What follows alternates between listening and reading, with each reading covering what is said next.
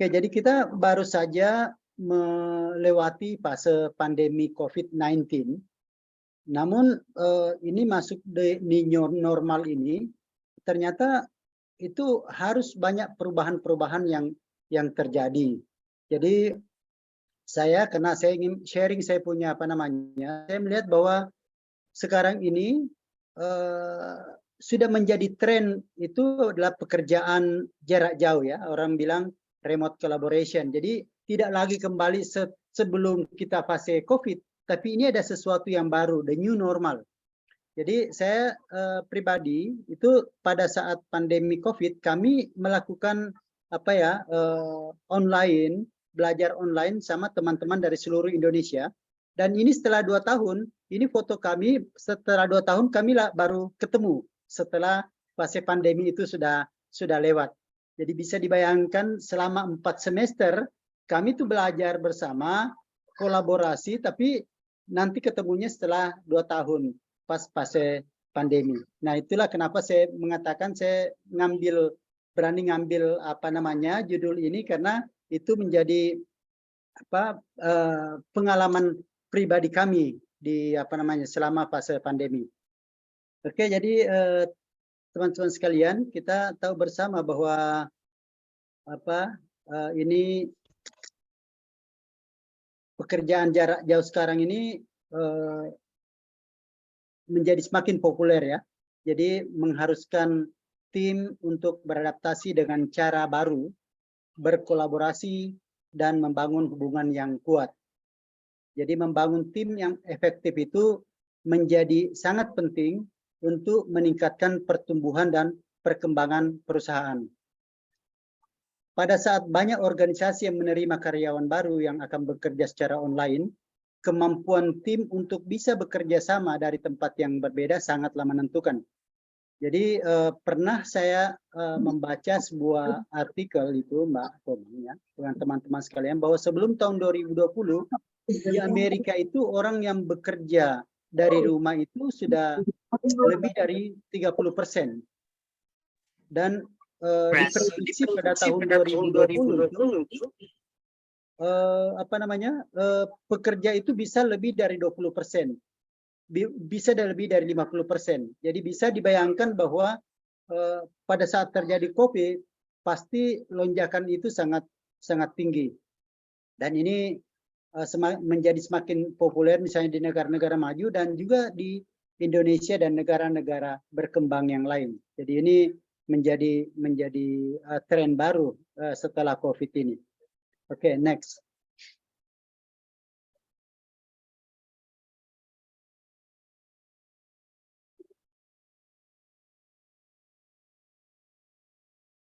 Oke. Jadi apa sih yang dimaksud remote collaboration yang tadi kita kerja tim secara jarak jauh?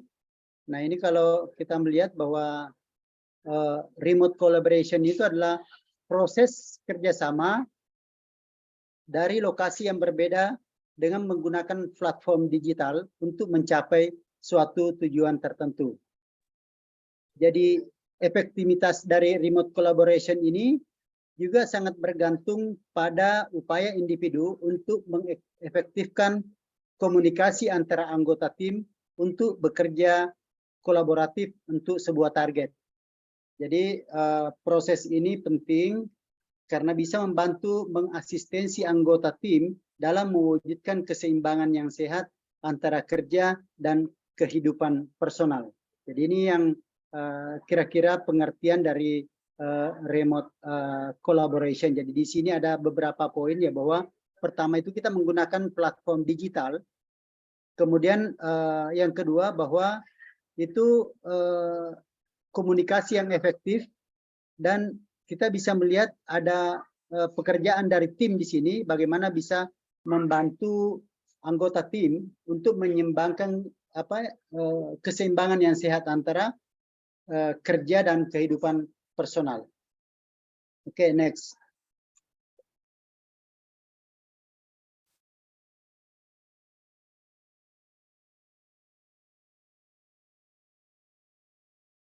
Oke, apa sih menjadi benefit, jadi manfaat atau tujuan dari remote collaboration ini? Jadi tujuannya itu adalah untuk memaksimalkan kinerja perusahaan.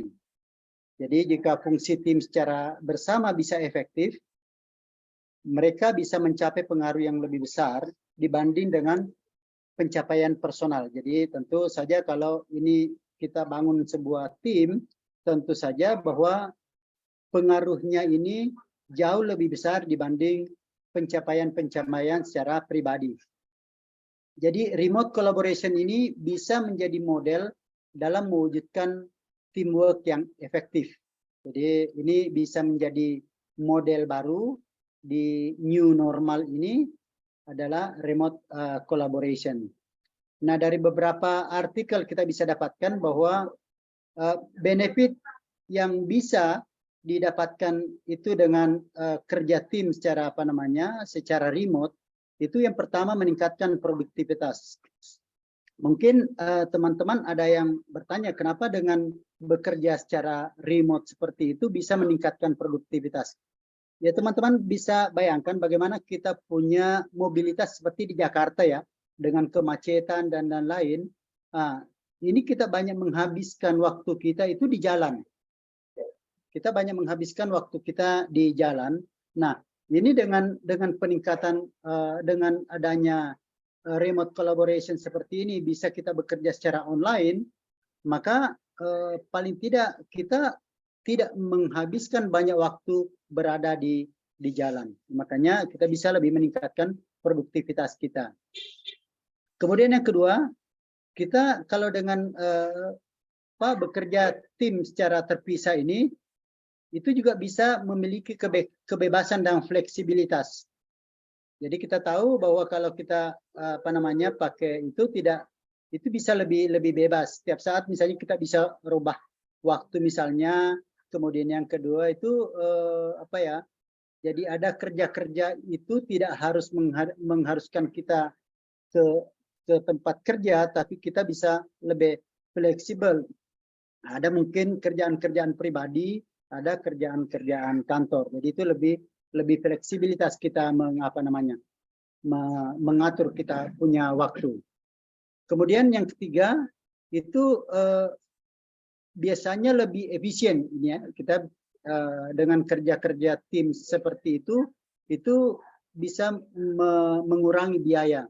Kita bisa bayangkan kalau begitu banyak orang misalnya hadir di kantor, berapa biaya yang mesti kita siapkan untuk misalnya makan minum, terus biaya listrik, air, dan biaya-biaya yang ada di kantor.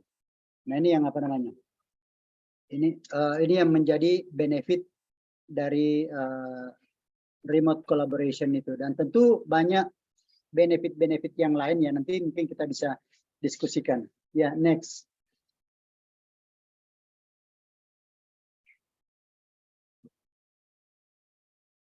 Nah, ini di sini saya sampaikan ada faktor-faktor utama keberhasilan daripada remote collaboration atau kerja tim secara terpisah. Yang pertama itu membangun komunikasi yang reguler. Jadi kita kalau kita sudah mau set up sebuah tim yang nantinya kita kerja kolaborasi, maka yang pertama yang harus adalah bagaimana kita membangun saluran komunikasi. Karena saluran komunikasi ini penting ini penting sekali. Jadi kita bisa menentukan kapan harus bertemu, apa yang akan poin yang akan kita bicarakan. Nah, bagaimana teknisnya, itu semua harus kita komunikasikan secara reguler. Kemudian yang kedua, kita harus membangun tim virtual. Nah, seperti yang Kalista Foundation ini lakukan ini kan, ini juga sebuah tim virtual kan? Ya, jadi betul, ini sudah Bapak. disiapkan tim yang akan mensupport ini kerjaan-kerjaan virtual ini. Kemudian yang ketiga, kita menumbuhkan rasa memiliki. Ini menumbuhkan rasa memiliki ini memang kenapa penting itu, karena kalau kita bekerja dari rumah, ada sesuatu yang hilang di situ. Nah, ini yang perlu kita apa namanya? Ini yang perlu kita tumbuhkan rasa memiliki itu. Tentu ya berbagai cara yang bisa kita lakukan, mungkin dengan kita ada training yang virtual, ada sharing misalnya seperti sekarang ini, kita bisa menumbuhkan rasa memiliki. Kami juga di di UKM tumbuh bersama, KTB tumbuh bersama itu kami secara rutin melaksanakan webinar untuk tiap minggu itu demi mencapai menumbuhkan rasa memiliki itu. Karena kalau kita kerja sendiri-sendiri, rasanya rasa memiliki kita agak kurang ya. Jadi memang perlu ada misalnya ice breaking dan lain-lain, ada sharing. Kemudian mendorong kolaborasi dengan proyek tim. Misalnya ada proyek ya, ini ada proyek, maka tentu kita harus mendorong kolaborasi itu supaya bisa dikerjakan secara tim. Nah, ini yang bukan hanya dikerjakan oleh pribadi-pribadi. Kemudian ada tatap muka, reguler dan umpan balik. Jadi setelah sekian memang kita harus targetkan bahwa tidak harus selalu tidak harus selalu online saja, tapi kita juga perlu mungkin tetapkan setiap kali 6 bulan misalnya kita harus bisa tatap muka langsung. Ya. Kemudian yang lain itu adalah tim manajemen. Ini salah satu hal yang penting yang tim manajemen di sini. Tim manajemen di sinilah ditentukan semua. Misalnya dari awal kita harus sepakat dari awal terkait tujuan yang akan kita visi atau misi yang akan kita lakukan. Kemudian kita menyamakan kita punya persepsi. Kemudian di situ tim manajemen juga pasti harus menentukan apa yang si A harus lakukan atau job desk-nya harus jelas. Bagaimana sistem kerjanya. Inilah fungsi-fungsi tim manajemen. Termasuk juga kita di sini kita mesti mematuhi jadwal dengan semuanya. Jadi itu semua dalam tim manajemen dan perlu ada dokumentasi dari setiap kegiatan-kegiatan yang dilakukan. Jadi ini tim manajemen ini menjadi sesuatu yang sangat penting untuk keberhasilan daripada remote collaboration ini menurut hemat saya. Oke, next.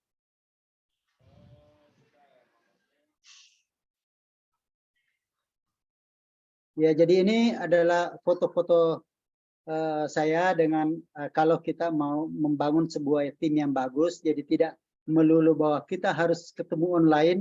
Jadi perlu juga kita on site ya. Saya ini dengan teman-teman di Maluku Utara ya. Saya dengan Dinas Kehutanan, dengan BPOM-nya di Maluku Utara ini menyempatkan diri ke sana dan kami bisa membangun sebuah sinergi untuk sebuah kegiatan lah yang bisa bermanfaat untuk masyarakat binaan di sana. Oke, next. Oke, teman-teman sekalian, jadi pada masa pandemi kemarin, seperti yang saya sampaikan tadi bahwa kami itu ada semacam ada semacam kita online ya, belajar 4 semester nih. Jadi memang kita canangkan ini harus 4 semester. Termasuk saya yang belajar loh, Mbak Komang. Bukan cuman bukan saya dosen, saya enggak belajar, saya belajar.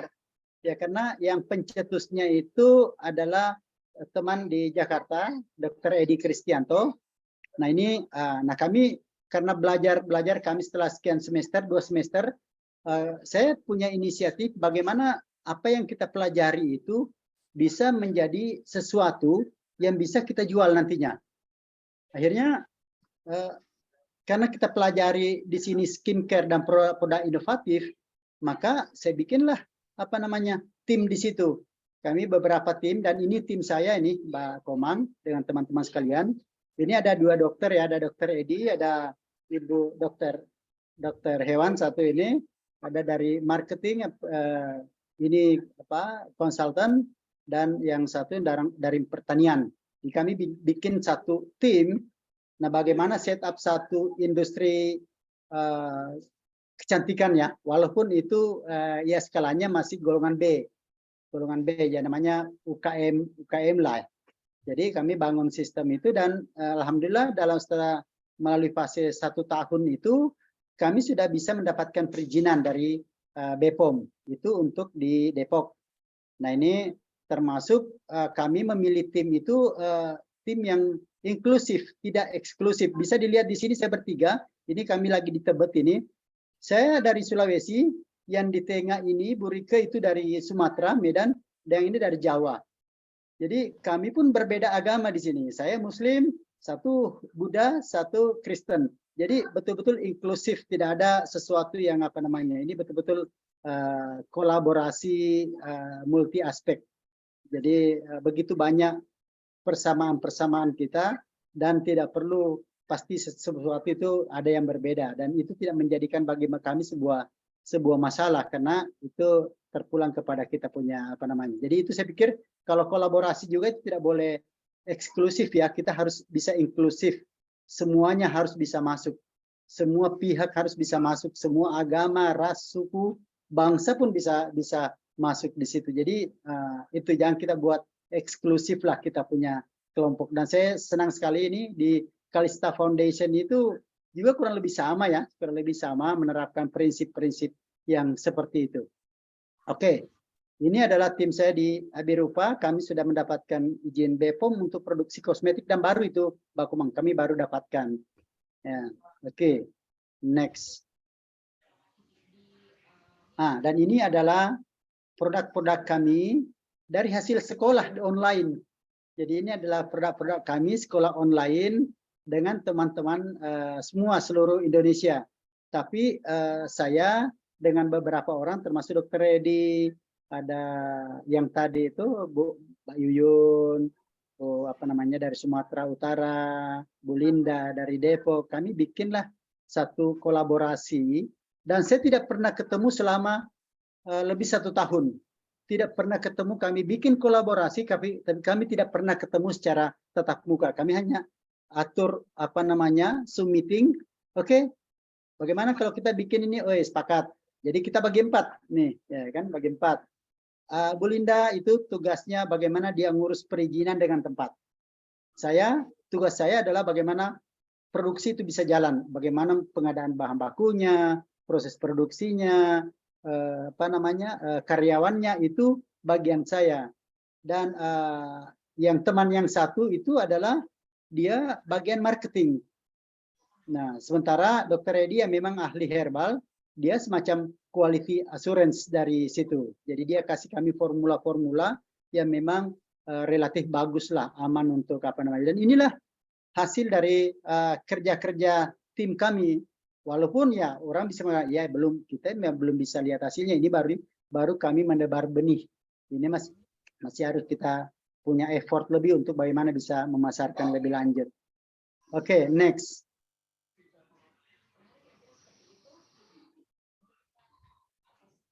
Ini termasuk teman-teman kami dari seluruh Indonesia kumpul setelah 2 tahun kami belajar bersama nih, bikin tim. Jadi setelah lewat fase pandemi, kami kumpulnya di Jakarta, sepakat kumpul di Jakarta. Kebetulan salah satu owner apa namanya teman kami juga adalah pemilik dari making restoran yang di Jakarta Utara tuh. Nah, jadi kami kumpul di tempatnya. Nah, ini semua ada dari kampus, ada teman-teman dari Jawa Timur, ada dari Sumatera, ya pokoknya dari semua daerah lah. Nah, kemudian karena kami sudah selesai, maka kami ya jalan-jalanlah ke Kota Tua dengan ke Lembang. Jadi ini kan apa namanya? Ini salah satu cara. Ya tadi ada pertanyaan bagaimana supaya kita tetap semangat, ya seperti itulah menurut saya. Jadi kita semangat kalau fisik kita itu bisa sama ya. Oke, saya dulu ya, saya teruskan dulu. Nah, dari teman-teman ini kami belajar selama 2 tahun. Ya, next. Setelah kami belajar selama 2 tahun, 4 semester itu, ya kami sudah bisa mendapatkan pengetahuan ilmu untuk bisa memanfaatkan produk-produk lokal untuk menjadi sebuah produk-produk yang inovatif. Mungkin next barangkali yang produk-produk selanjutnya. Nah, ini juga kami bikin hasil dari sekolahan ya. Ini hasil dari sekolahan selama 4 semester. Ini juga hasil kolaborasi kami, Bu. Teman-teman semua. Jadi dalam masa setelah sekolah atau selama pelajaran beberapa tahun itu, saya pribadi sudah bisa membuat beberapa produk-produk inovatif memanfaatkan sumber daya alam yang ada di wilayah timur Indonesia. Misalnya ini adalah tepung mokaf. Tepung mokaf itu adalah modified cassava flour, itu dari ubi kayu. Ini kita bisa bikin, ini gluten free, ini tidak punya gluten, tidak bisa cocok untuk orang-orang yang sudah berumur, kemudian cocok untuk anak-anak yang autis. Yang jelasnya dia adalah gluten free. Kemudian ini adalah produk yang kami bikin, salah satu produk inovatif waktu saya berada di mana? Di Maluku Utara. Di sana beberapa bulan saya bisa koordinasi dengan teman yang ada di Jakarta, di tim itu, bagaimana kita bisa membuat produk namanya bone broth powder. Jadi bagaimana sumsum tulang ikan itu bisa kita manfaatkan untuk membuat produk-produk yang mengandung gluten yang tinggi dengan omega 3. Inilah kami buatnya ini dari limbah sebenarnya. Ini sebenarnya dari limbah, tapi itu menjadi makanan superfood. Kemudian ini juga ada teh kelor secang. Jadi kami juga bisa, orang sudah tahu bahwa kelor banyak manfaatnya, dan kami kombinasi dengan lokal. Biasanya kami di sini, orang tua kami biasa kalau waktu di kampung itu minum air hangat itu biasanya mereka campur dengan kayu secang. Nah, kalau kita bisa lihat di artikel-artikel, ternyata kelor secang itu adalah mengandung antioksidan yang cukup tinggi. Nah, seperti inilah kami juga ada beberapa produk-produk cemilan dengan sirup dari jahe lemon. Jadi kami bisa memanfaatkan lemon satu biji, bijinya kita manfaatkan jadi manisan, kemudian airnya kita jadikan sirup, kemudian kulitnya itu bisa jadi produk untuk skincare. Jadi ini hampir zero waste ya. Jadi kami manfaatkan semuanya. Oke. Jadi itu kira-kira yang nanti babak pertanyaan, nanti kita ada sesi pertanyaan khusus ya. Jadi sekalian saya rampungkan. Itu kira-kira yang bisa saya Mbak Komang. Jadi mungkin bisa lanjut ke slide berikut yang 2 terakhir ya. Sebelum kita tanya jawab ya. Oke, jadi ini yang saya melihat quotes-nya ya. Jadi hal-hal hebat dalam bisnis itu tidak akan pernah bisa dilakukan oleh satu orang. Tapi itu harusnya bisa dilakukan oleh sekelompok orang. Yang kedua, saya pikir perlu menjadi perhatian kita bahwa tidak peduli sebrilian apa pikiran dan strategi Anda, jika Anda bermain sendiri pasti akan selalu kalah dari tim. Jadi ini adalah quotes yang bisa menambah kita punya semangat untuk bisa bekerja sama. Dan kalau dalam bisnis itu kalau menurut saya ya, tidak terlalu penting apa yang saya tahu. Yang penting itu siapa yang saya tahu. Ya kan? Membangun industri kosmetik saya tidak perlu pintar kosmetik.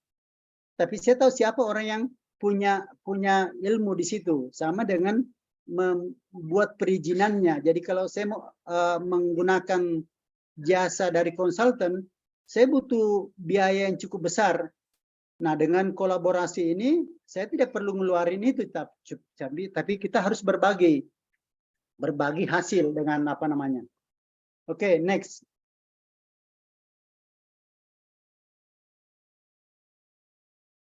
Oke, ini adalah teman-teman kami dari seluruh Nusantara yang sempat ke Lembang ya. Jadi kami ada beberapa dan ini masih berlanjut terus nih Mbak Komang. Jadi saya bukan lagi saya menjadi murid itu ya 1 semester. Tapi setelah itu diminta untuk menjadi instruktur. Jadi instruktur. Jadi sampai sekarang saya juga membina itu dan itu juga sama dengan Kalista Foundation kami lakukan ini karena ada semangat untuk berbagi dengan teman-teman sekalian. Jadi kalau dalam ilmu, kalau persoalan ilmu itu dibagi, itu tidak akan berkurang. Beda kalau duit yang dibagi, pasti berkurang. Kalau ilmu itu prinsipnya ya pasti akan bertambah. Ya, jadi itu prinsip yang menurut saya bisa kita terapkan dalam new era baru ini setelah pandemi COVID.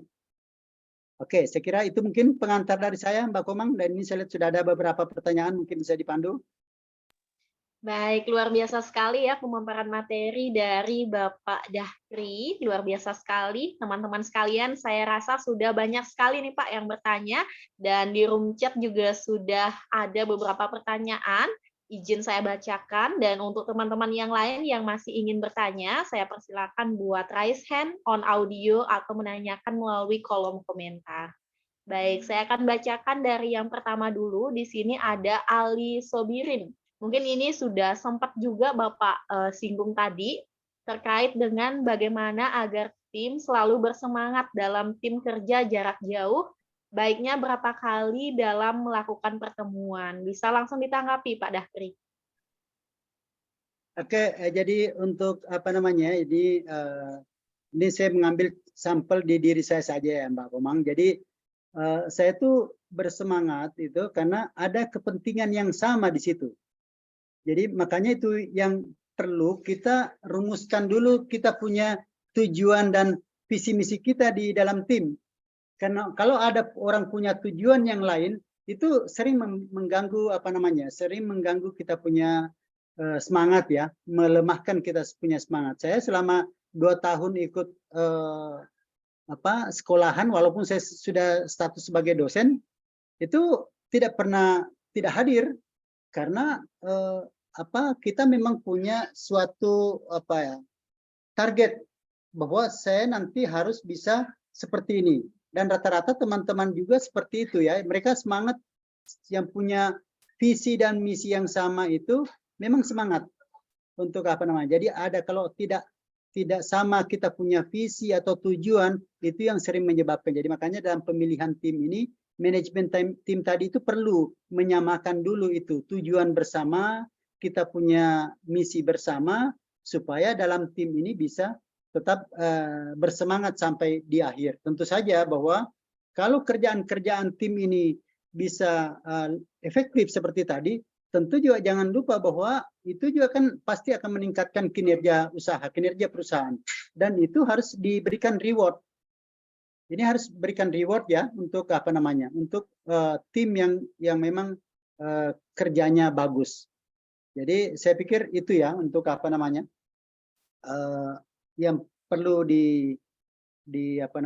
menjadi concern saya bagaimana supaya kita tetap bisa semangat. Baik, terima kasih atas jawaban yang luar biasa, Bapak Dahri. Tentunya kita harus mempunyai visi misi dan juga tujuan yang sama ya, Pak. Betul. Baik, itu tadi pertanyaan dari Bapak Ali Sobirin. Semoga bisa menjawab. Untuk pertanyaan selanjutnya, di sini ada Ari Pramudia. Bagaimana cara meningkatkan kerjasama dan kolaborasi dalam tim kerja jarak jauh? Strategi dan tahapan bagaimana supaya dapat berjalan dengan baik? Bisa langsung ditanggapi, Pak Dahri. Oke, jadi boleh nanti teman-teman bisa punya yang lainnya. Kalau saya melihat bahwa yang pertama memang kalau saya itu bagaimana kita set up memahami tujuan daripada kelompok itu sudah ada menjadi tujuan kita. Kemudian yang kedua, kita dalam satu tim itu perlu menciptakan lingkungan yang kondusif, ya kan? Jadi kalau namanya tim itu bukan kerja personal, jadi sudah tidak ada lagi namanya Superman, ya, yang ada itu super team. Karena Superman itu sudah tidak laku karena dia pakai celana dalamnya juga di luar. Jadi sudah tidak bisa kita pakai. Jadi yang ada itu super team. Kemudian kita perlu mengevaluasi setiap saat pencapaian-pencapaian kita ini, karena kita tahu bahwa ini perlu evaluasi secara secara bertahap. Jadi di sini tadi fungsi daripada manajemen tim, dan kita teman-teman yang dalam tim ini harus bisa berpartisipasi aktif. Jangan sampai begini, karena kalau ada yang aktif, ada yang tidak aktif, ini juga bisa mempengaruhi, ya kan? Ini juga bisa berpengaruh terhadap pencapaian dari tim itu. Kemudian yang paling utama sebenarnya itu adalah komitmen, committed. Jadi biasa begini, orang biasa dengan mudah membuat komitmen, tapi dia tidak committed. Jadi membangun tim itu harus mulai dari situ. Jadi dan dengan begitu nantinya kalau semua sudah selesai dan kita eksekusi ide yang ada dalam tim itu, sehingga nantinya hasil atau tujuan itu bisa tercapai, dan tentunya harapan kita sebagai pekerja itu dengan pencapaian itu juga kita bisa mendapatkan reward. Nah, jadi saya kira kalau setiap kita itu bisa mendapatkan reward sesuai dengan itu pasti lebih bagus. Oke, next, Mbak Komang. Baik, luar biasa sekali jawaban dari Bapak Dahri. Bagaimana Bapak Ari Pramudia? Apakah bisa diterima? Halo Bapak Ari. Ya, saya Bisa rasa diterima cukup jawabannya? bagus, Pak. Terima kasih atas jawabannya, Pak Dahri. Ya, sharing aja nih Pak. Ya, siap, Pak.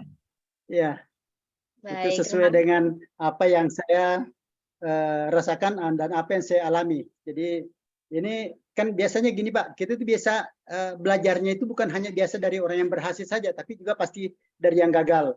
Biasa begitu. Jadi kita ada tim kita bisa berhasil, ada juga yang gagal Pak. Jadi tidak semua tim yang kita bentuk itu berhasil. Ada juga yang gagal karena itu tadi komitmen itu yang tidak misalnya kita tidak sama visi. Jadi oke. Next. Baik, terima kasih atas diskusinya Bapak Pramudia tadi.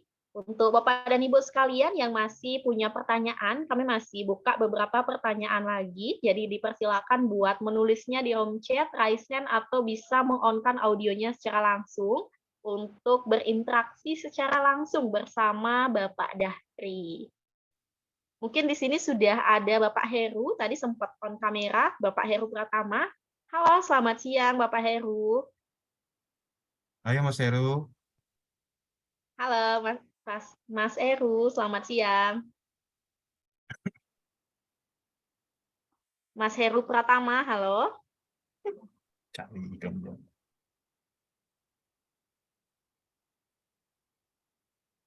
Baik, mungkin ada sedikit kendala. Di sini juga sudah ada Bapak Widodo. Halo, selamat siang Bapak Widodo. Selamat siang Bapak Widodo. Baik, saya ingin mengundang salah satu peserta nih Pak, biar kita bisa interaksi secara langsung sama dengan Bapak Dahri. Mungkin di sini sudah ada Erwin Hidayat, bisa meng-on-kan audionya. Halo Erwin. Halo Erwin Hidayat, bisa on audionya. Selamat siang. Halo Erwin. Saya bisa. Oke, silakan Bapak Erlambang Budi Darmanto, dipersilakan Pak. Iya.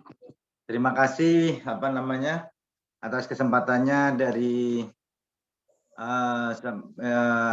Mbak Komang ya. Iya. Ini gini, kita di dunia pendidikan atau di dunia bisnis itu memang sekarang sudah terbiasa lah kita, istilahnya ada hikmahnya dari pandemi ini. Jadi kita sudah biasa untuk daring ya, untuk daring. dengan terbukti apa namanya penggunaan Zoom yang demikian pesat, kemudian bahkan Google Meet, dan bahkan ini kita kan sekarang sedang Zoom. Ya, tapi menurut saya ya istilahnya memang ada positif negatif semua itu. Positifnya dari untuk apa namanya kita adalah kalau berkolaborasi secara daring ini memang bisa menekan ongkos ya, efisiensi bisa maksimal. Bayangkan seperti yang disampaikan tadi itu efisiensinya maksimal. Jadi ongkosnya kita transportasi dan sebagainya ya. Kemudian apalagi seperti seminar-seminar itu dulu kan kalau harus hadir itu kan mesti ada apa namanya biaya konsumsi dan sebagainya, penginapan dan sebagainya itu bisa hilang semua. Nah, cuma dalam untuk era kerja jarak jauh ini kita masih di Indonesia ini masih ketinggalan jauh. Bayangkan kalau seperti yang di Google itu semua, kalau yang kita lihat yang perintisnya ya, tren di Amerika itu, contohnya di Google dan sebagainya itu memang sekarang mereka fungsinya itu untuk yang perusahaan-perusahaan yang multinasional, mereka malah lebih menekankan mencari tenaga kerja yang bisa untuk secara daring karena memang begitu efisien. Nah, hambatannya sekarang sisi negatifnya yang dengan efisiensi yang secara daring ini kemudian berkembanglah kerja online yang mana apa namanya terjadi persaingan apa namanya tenaga kerja yang sangat kompetitif di dunia di dunia daring ini. Jadi seperti Google itu banyak sekali mereka menggunakan apa namanya pekerja-pekerja dari India karena sangat murah biayanya dan mereka lancar sekali bahasa Inggrisnya. Kemudian banyak sekali hal yang di-outsourcing ke India, ke RSC dan sebagainya. Dari hal-hal yang untuk berkaitan dengan administratif. Tapi kemudian setelah berproses dengan daring yang nggak sampai, kita kan pandemi 2021 ya, 2022 yang tuntas itu ya. Kita belum 2 tahun, kita sekarang dunia online ini sudah memasuki lagi dunia artificial intelligence, dunia AI. Sehingga Google itu yang sudah diefisiensi dengan memakai tenaga kerja online yang ada di Cina, di India, dengan adanya AI ini sudah tanpa manusia. Jadi dengan terjadi PHK besar-besaran dari Google, dari Amazon, dan sebagainya dengan berkat bantuan AI. Jadi meminimalkan peran manusia sudah untuk tugas-tugas marketing, tugas-tugas administrasi dan sebagainya. Ini yang negatifnya ini tantangannya dari dampak dunia online. Kita begitu terbiasa dengan dunia maya. Nah, dunia maya ini akhirnya melahirkan lagi tahap berikutnya artificial intelligence yang mana menghilangkan peran manusia. Ini gimana nih solusinya ini Pak Pak Narsum ini yang kebetulan kita sama-sama dosen ya. Saya dosen di UT ini di Pondok Cabai Jakarta. Terima kasih, itu aja tanggapan saya. Baik, terima kasih. Mohon tanggapannya gimana?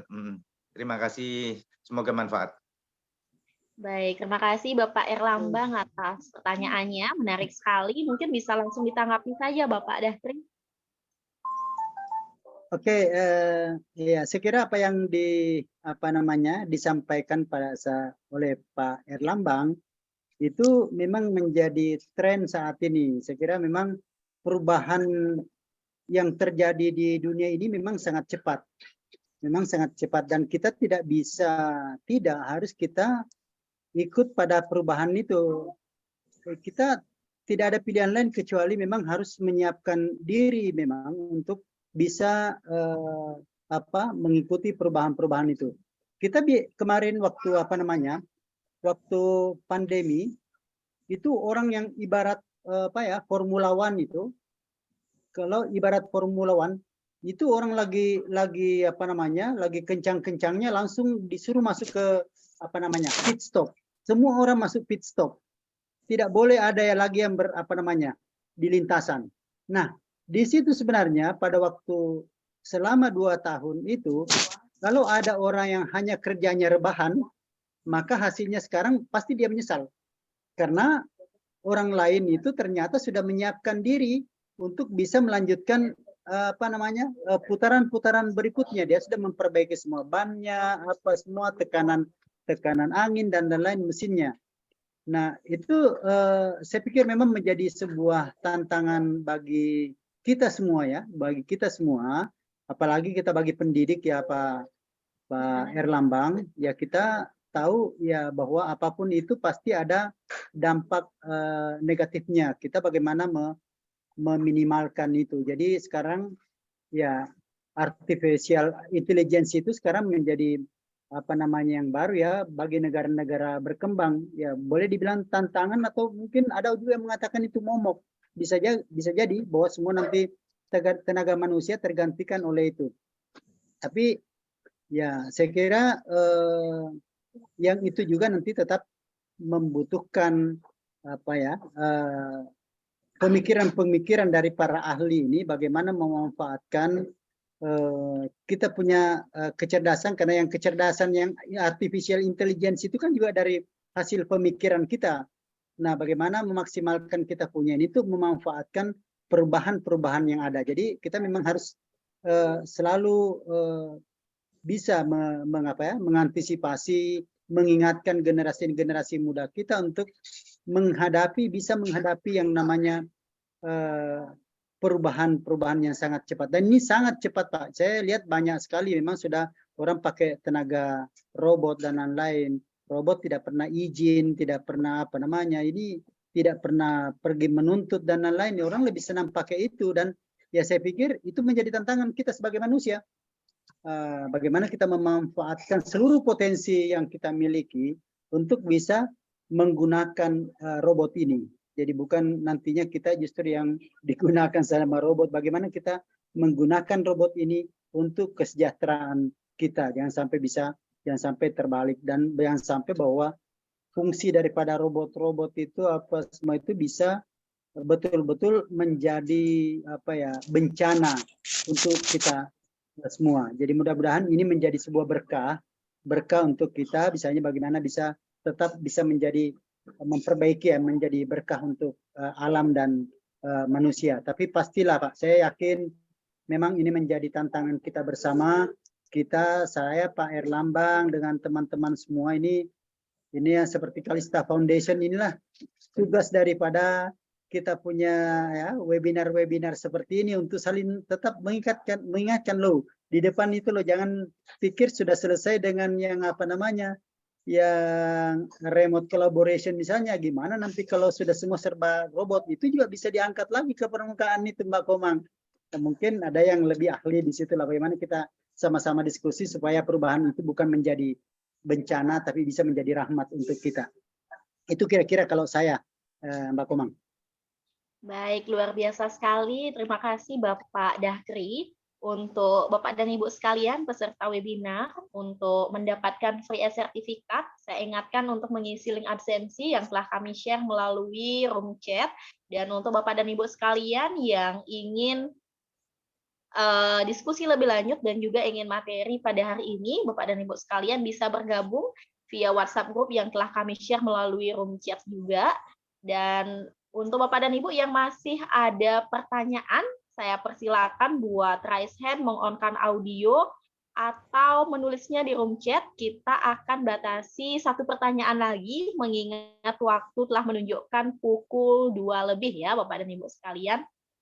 Jadi untuk Bapak dan Ibu sekalian yang masih ada pertanyaan sebelum kita tutup, dipersilakan. Baik, Pak Dahkri mungkin sudah cukup ya Bapak dan Ibu sekalian.